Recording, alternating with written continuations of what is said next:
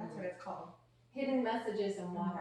Yeah, so it's all the photographs that he took. So what Dr. Emoto did was he had bottles of water, and he did a couple different experiments. And some of them he would just simply tape a word or phrase on the bottle, let it sit for 2 hours.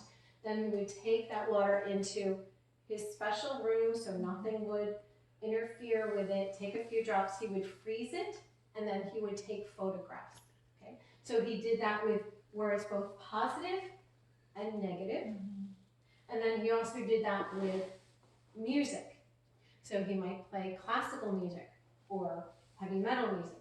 He would do the same and take the photographs. So these are just some of the results. On the top, you see beautiful crystals. Those are from the positive words.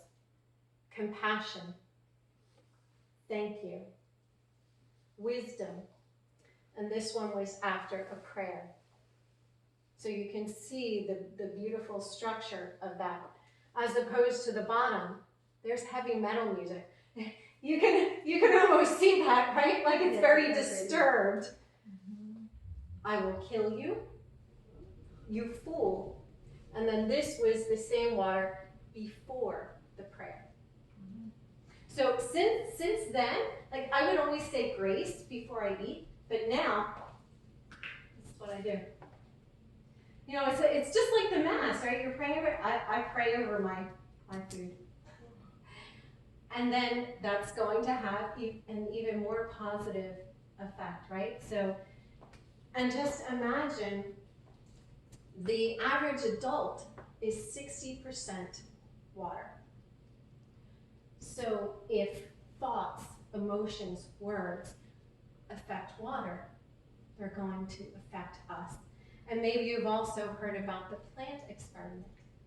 IKEA took 2 plants, and this has been duplicated many, many times, but this particular experiment, they took 2 plants, put them in a school hallway.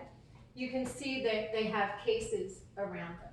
So this plant to your left, that plant was bullied. So the students would go over and say, I hate you, you're awful, you're ugly, I don't want you. They would do that to that plant.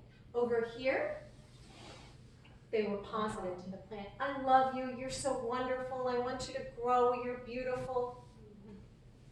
This is the result after a couple of weeks.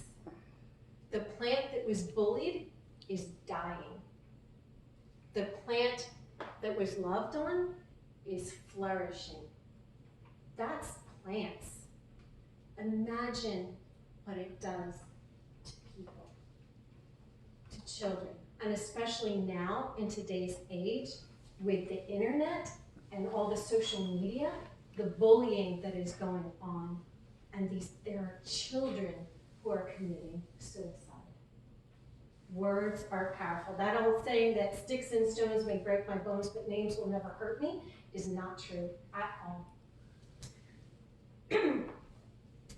So how many of us, when we wake up in the morning, our first thoughts are of everything that's going wrong? This is happening, that's happening, and we just start our day off with all of this negativity, and that just sets the tone for the rest of the day. So instead, try starting your day off with gratitude. I started doing this. I have a whole morning routine, and one of the things I do, I cut it down from 10 to 5 because I was trying to streamline my day. But in the morning, I will write down 5 things that I'm grateful for. They can be big things and little things. So big things, of course, like our children, living here in Ave Maria.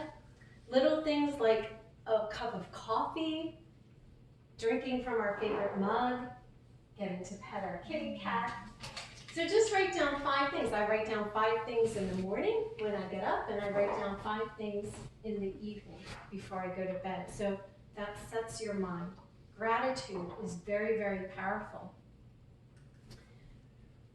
Some of the benefits of gratitude. So it's not just writing it, but it's feeling it, right? You have to have that emotion of gratitude, being truly grateful.